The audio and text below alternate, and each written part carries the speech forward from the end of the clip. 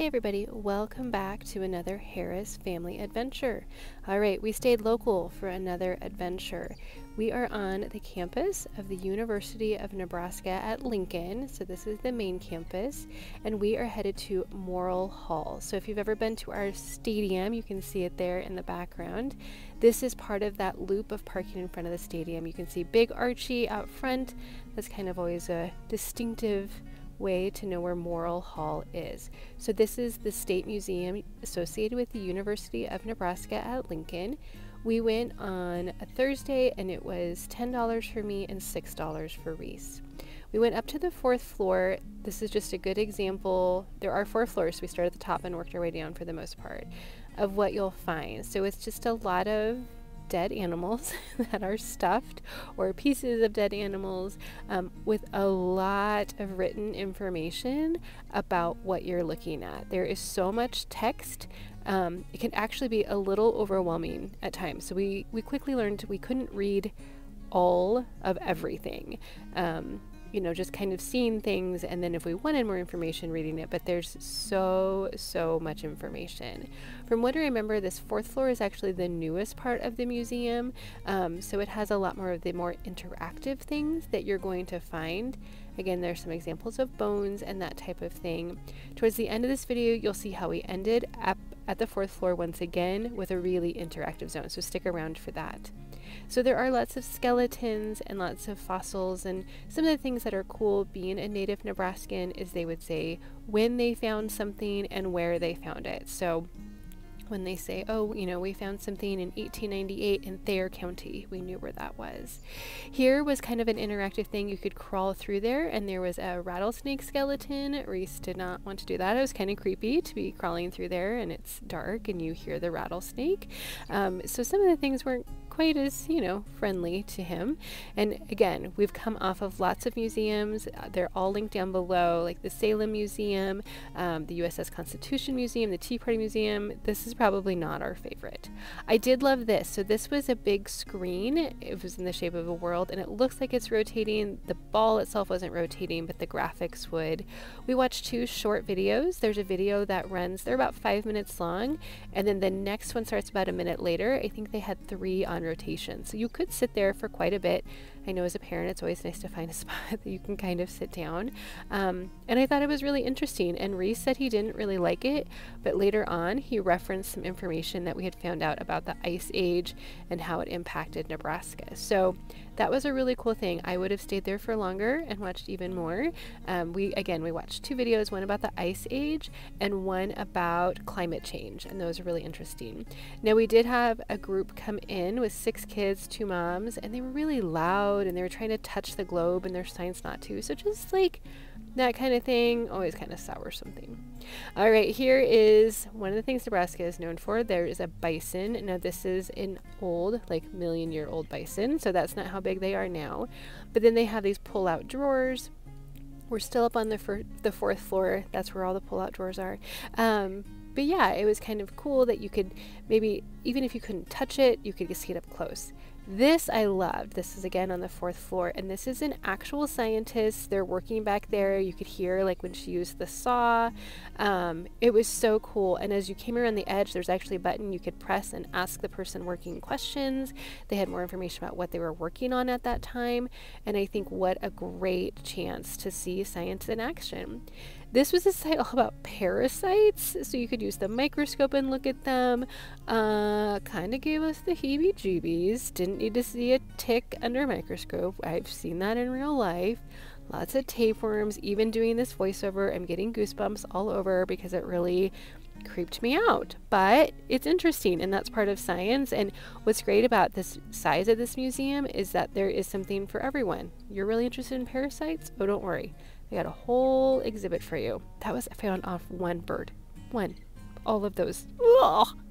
All right, so we had a little bit of technical difficulties there trying to get this all in frame.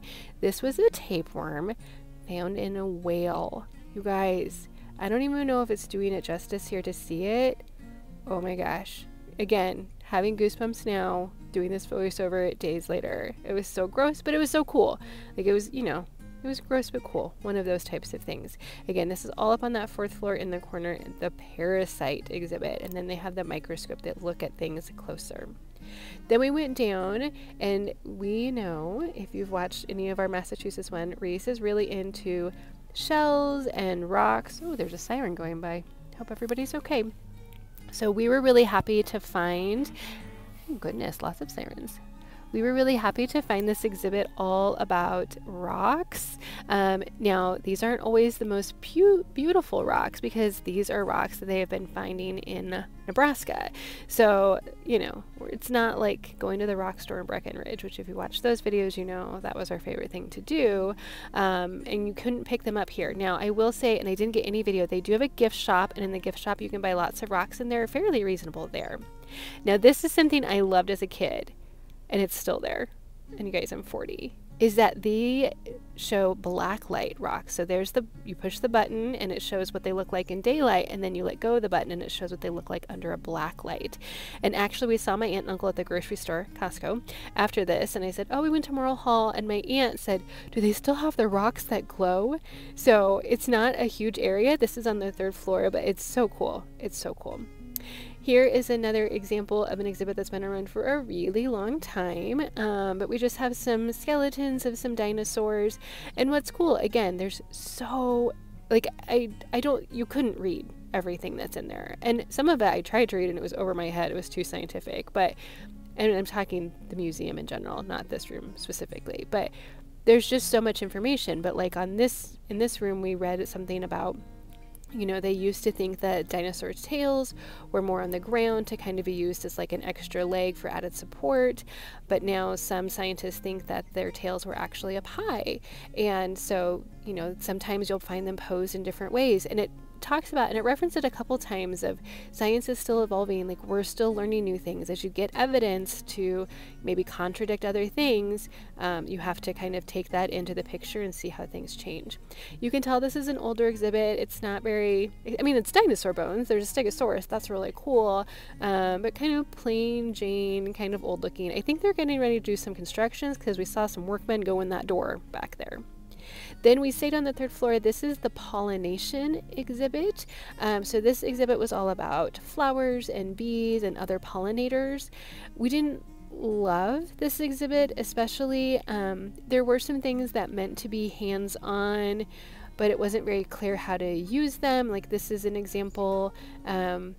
We even read and we couldn't really figure it out. So I like the idea of it. I think for a place like Nebraska with lots of, you know, plant life, that's important.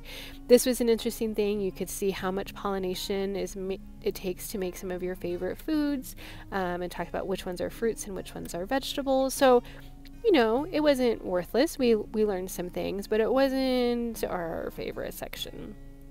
Now this was all about, is that corona? No, that is actually an HIV virus. And what's interesting is we had just finished learning about the AIDS epidemic and starting in the 1980s, because we were doing 1980s history. And so we had just learned about the AIDS epidemic and how it was emerging in the 80s, and, you know, no one really knew what it was. And then we came and they had this whole exhibit about science and how scientists, you know, use evidence and are helpful to people. Then we had some other things about bacteria and organisms found in lakes. This was a room that was kind of an amalgamation of different things. They had some things about ants there. Yeah, and not super hands-on. There's a big DNA example there. So just a lot of different things here. Now you can see it wasn't very busy when we went. Again, we went on a Thursday. There was a field trip. Lincoln Public Schools, they do go on field trips there. There was a field trip when we got there, but we were able to avoid them. There was a field trip coming in as we left. And then there was just a couple other groups, so not too bad. Now this is down on the 2nd floor, which is that main entrance floor, and this is Elephant Hall. So this is kind of the wow factor when you come in. This is that room right behind the desk. Again, we went right up to the 4th floor to work our way down to avoid the field trip, but this is usually where people start. And so it is really amazing just to see this size. So that is the actual Archie. That Archie out front is modeled after. That is the skeleton named Archie. And you can see Reese next to it. So Reese is almost 5 foot tall. So that kind of gives you some I don't know, perspective on the size of it. So just to imagine these things walking around, you know, millions of years ago is just crazy, and it's cool. And I kept trying to back up to get it all in there, and I was kind of struggling with it, but just seeing the tusks and that kind of thing. I don't know if you could glimpse down there, but again, there's tons of information. We were there for 2.5 hours and read maybe 5% of the information that they had. So there's lots of information available, and especially if you are into science, and especially if you're into like animal science, this would be absolutely fascinating. So all different kinds of breeds of animals, and most of them again were native to Nebraska at one point, not necessarily the ones that we have here. They do have a whole exhibit, I think we'll see, of things that are still here, but it is kind of cool to think about like, oh, there were just these huge mammals walking around. So here is another room off of Elephant Hall, and this has some examples of just different animals. You can see over to the side there, well, there's another dinosaur, but you can see off to the side, those are common mammals that we have here. So there is a human included in there, but you know, dogs and cats and chickens, and they have them set up cute. There's like a little skeleton of a mouse climbing over the wall and that type of thing. So that's just interesting to be more relatable to our common day, because it's hard to think about some of those other things.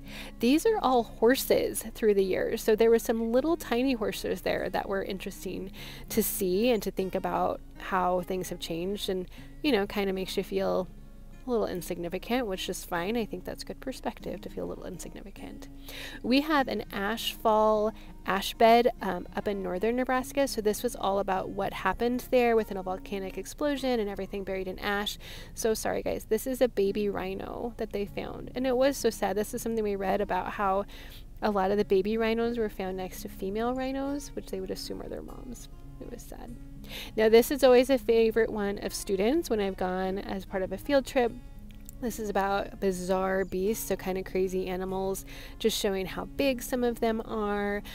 You know, they have some things, and I think I don't get a ton of video because there was another group that came in, but just how some of their jaws look really scary, or you know, their beaks are scary. So there's that shark with those teeth is always a big hit with students, So it is fun to have a room that's just like, here's some crazy animals. You know, they really try to find something for everyone. Parasites, rocks, crazy looking animals, we got it all.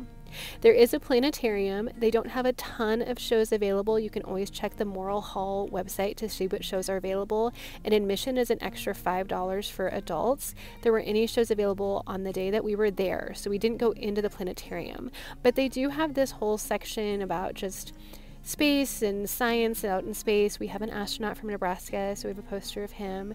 There was an interactive display there where they would like take a picture, and then you could enter your email, and then they would send you the picture from a telescope. So Reese did that, and he got a really cool picture sent to his Gmail account. They have some things like this. Now that big tree isn't from Nebraska, that's from out west, but just talking about trees and the rings of trees, and just again trying to explain like how old that is in comparison to us. So those markers mark different points in history. You know, oh, this is when the Pilgrims landed and the tree was already this big, which is something really interesting. This is kind of a tunnel walkway situation with lots of smaller exhibits set up. I think it's supposed to kind of be like a zoo where each animal would be in its own cage area, but of course none of these are real. They look real, but they're not. And I would say about 50% of them had a button. That's Toadstool, if you're interested. That's out in western Nebraska. And Reese loves Toadstool, so he was excited to see that. But yes, most of them, well, 50% of them probably had a button you could push to then hear the noises that would go with it. So, I mean, we didn't like go around pushing them all, but we would push each one, and some of them would last a long time, so it got a little bit noisy. There's some cute prairie dogs, and they do a good job of staging them. You know, they're poking up their heads and that type of thing. So there were a lot of different examples, and again, these are going to be animals that you would currently find in Nebraska. And it does look like, you know, we have the best zoo in the world up in Omaha, and it does kind of seem like, oh, you'd walk through the Omaha Zoo and they might have a display set up this way. And you can see here they even put some of the ducks on the outside of it, so you can kind of, and again, more information, You guys, if you have a question, you can find the answer. You just have to do a lot of reading. So that gets a little bit tedious for, if you have a kiddo who can't read or is insecure about reading, that could get kind of tedious. We have our modern day bison and buffalo featured here. So again, not real. They're stuffed, but you could press the button and you could hear it. They actually gave you a couple different choices. So when you saw Reese turn around, he was asking, did I want to hear, I think, like a grunt or something else? And I was like, let's hear the grunt. They even have fake buffalo poop. So a cow pile. So if you're reading Laura Ingalls, you can come here. You can see a model of a cow pile. Then they have in the basement an interactive zone for kids. I didn't take too much video because there was another group in there, but they do have this dig station filled with like a rock pebbly kind of thing, and then they have buried fossils there. They have another small one as well. They have puzzles you can do. They have things that you can draw. They have just all kinds, things that you can smell. It's pretty interactive. Again, there was another group, so we didn't stay too long. And then this is where we ended our visit. If you watched our Salem, Massachusetts video, you know Reese loves a microscope. They had that same microscope, and all of those drawers I showed you each had probably they just keep going. They just keep going. All of those drawers. They each had probably 5 or 6 different materials you could look at. So it was great. Go there if you get a chance, and let me know if you have any questions. Bye.